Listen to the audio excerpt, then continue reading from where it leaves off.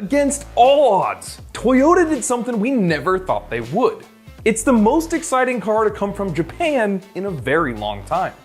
It's a turbocharged, all-wheel drive love letter to us enthusiasts. Today on Launch Control, we're taking a deep dive into the absolute engineering masterpiece that is the G16 GTS. Let's get into it.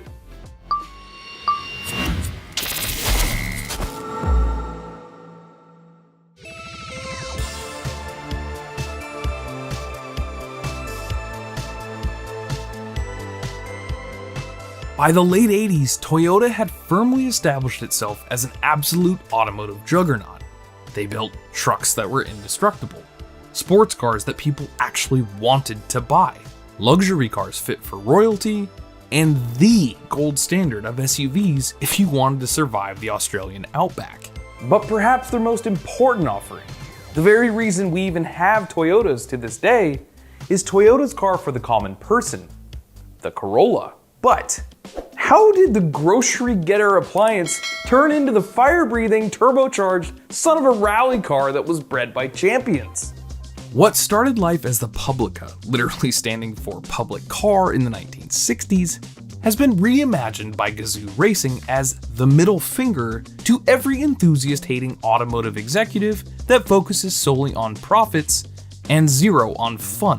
We all benefit from these cowboys that secretly invest the R&D to build something that trades miles per gallon for smiles per gallon, that trades revenue for fun, and ultimately tricked the money-hungry execs into actually building perhaps the most fun thing on four wheels for the benefit of us, the slowly dying breed of automotive enthusiast. Damn, it feels good to win every once in a while. But to get here, we have to understand the humble beginnings of the Corolla. See, what started life as the Publica was reimagined just a few years later as the KE10. Toyota thought they'd have to rename it to sell it in America. After all, cars here had actual names and not just numbers and letters and figures. And seeing how the Toyota Crown was the flagship, they decided to call their people's car the Little Crown, or directly translated from Latin, Corolla. The Publica used an itty-bitty twin-cylinder 697cc boxer engine capable of a meek 27 brake horsepower. But when they transformed it into the Corolla, the engine grew to nearly 1100 cc's, had two more cylinders, and optional twin carburetors, bringing power all the way up to 72 horsepower at 6,600 RPM. But most importantly, in America anyway, the car got over 30 miles per gallon. The year is 1970. The fuel crisis is right around the corner and people needed more efficient cars. American car makers were left absolutely blindsided. Even their smaller inline sixes weren't super efficient. And there is Toyota, with an affordable, reliable 49 mile per gallon car. That wasn't awful to drive. We could do an entire video on the history of Toyota, and even more specifically the Corolla. If that's something you want to see, let me know down in the comments, and I'll get Brad to start working on it when he's back from his cereal eating competition. But today's video is about the other side of the company, the lesser known history that actually cements Toyota in the enthusiast community. With one word: performance. While the whole world was focused on saving fuel and reducing emissions, Toyota was quietly at work developing cars we all know and love, with names like Levin and Trueno, and trims like the SR5. See, Toyota began competing in the World Rally Championship all the way back in the 60s with the Celica. They started running the smaller, lighter Corollas though in the early 70s. Armed with everything they'd learned from racing and record-smashing sales, Toyota decided it was time to, once again, give new life to the Corolla. So in 1983, they released the E80. It had an all-new chassis, a more angular, boxy design, and thanks to its new transversely mounted 1.6-liter inline-4, it had more usable interior space as well. This year, here in the States anyway, marked the change from rear-wheel drive to front-wheel drive. However, Toyota wasn't giving up on the enthusiast market, but with all of the development money already poured into the new front-wheel drive platform, there wasn't a budget left for a hot version. So the engineers grabbed last generation's SR5, installed their all-new ultra-high revving twin-cam 4AGE, revamped the brakes, the suspension, and wrapped it all up in a brand new body. And the legendary AE86 was born. It had cylinder heads developed by Yamaha, made 112 horsepower and 97 pound-feet of torque. It revved to 7,800 RPM and used technologies like a variable geometry intake to boost power, efficiency, and drivability. We could talk about the 4G alone for probably over an hour, but what you need to know is that that engine in that car is maybe solely responsible for popularizing the sport of drifting and all the pop culture that goes along with it, including everyone's favorite manga, Initial D. It was used as a race car everywhere, and people still swap those engines into other models to this day. They're awesome. When the Corolla was replaced for the 6th time, now titled the E90, they introduced for the first time all-wheel drive, and an option for a supercharged 4AGZE, capable of 165 horsepower. But then the enthusiasts lost. With sales at an all-time high, the introduction of the 7th generation E100 would remind us all that at the end of the day, Toyota has to please its shareholders. So this time, the car got slower, fatter, wider, and longer, and was more sharply focused on being the best bang-for-buck economy car in the world, rather than a car that's fast or fun to drive. It had become little more than just an appliance, but people as a whole couldn't buy them fast enough. The Corolla would become the best-selling all-time car in the world in 1997.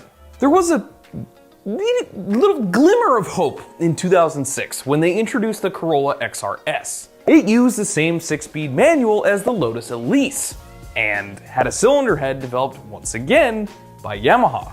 It was a refined, high-revving 1.8 liter, making 175 horsepower, which was pretty good.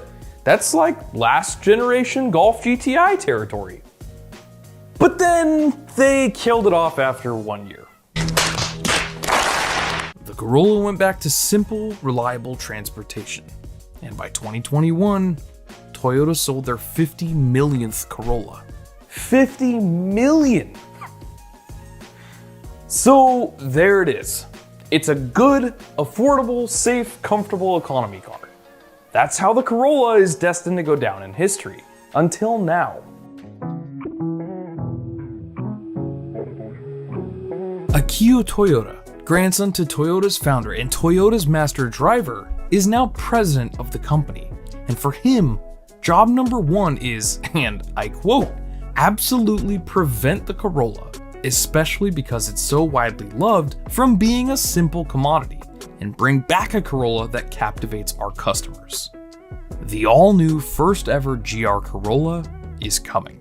It weighs 3,200 pounds, has a new state-of-the-art electronically controlled multi-plate all-wheel drive system, and Torsen limited slip front and rear diffs. It's lighter, lower, stiffer, and a hell of a lot faster than any Corolla to come before it. And at the center of it all, the simply brilliant G16E GTS, a turbocharged 3-cylinder powerhouse.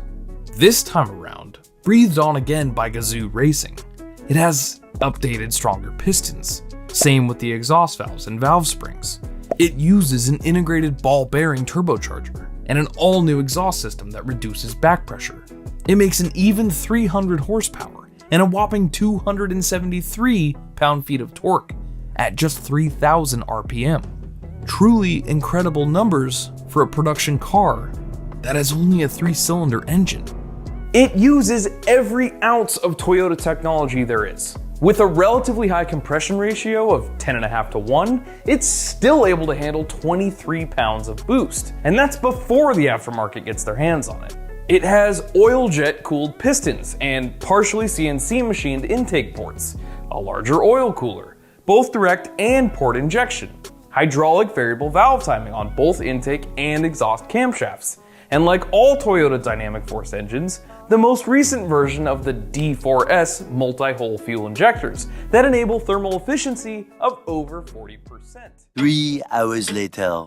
Variable rate oil pump and variable coolant pump as well, and a cylinder head with integrated EGR cooler, high response intake air control, and an updated catalyst. The point I'm trying to make here is that this brilliant little 3-cylinder engine makes the highest specific horsepower per liter ever fitted to a Toyota production car. 100 horsepower per cylinder, or 187.5 horsepower per liter. That's the same as the Bugatti Chiron. It's fantastic. No other 3-cylinder engine currently in production even comes close. And what's more is that it's available in a car as humble as a Corolla. It's hand-built with love in Japan. And we haven't even driven it yet. But it already feels like a love letter to the enthusiast, and puts everyone else in the hot hatch game on notice.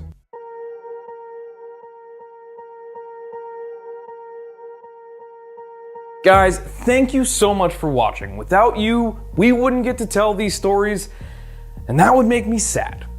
We hope you enjoyed this video. If you did, give it a like, and if you haven't done so already, please subscribe to Ideal so you don't miss more content like this that we're pushing every single week here on Ideal. Whether it's a dive into the nuts and bolts of things here on Launch Control, epic car stories and history on Overdrive, things you didn't know you needed to know on Blinker Fluid, or our list videos over on Idealist. There's something for everyone, so please go check it out.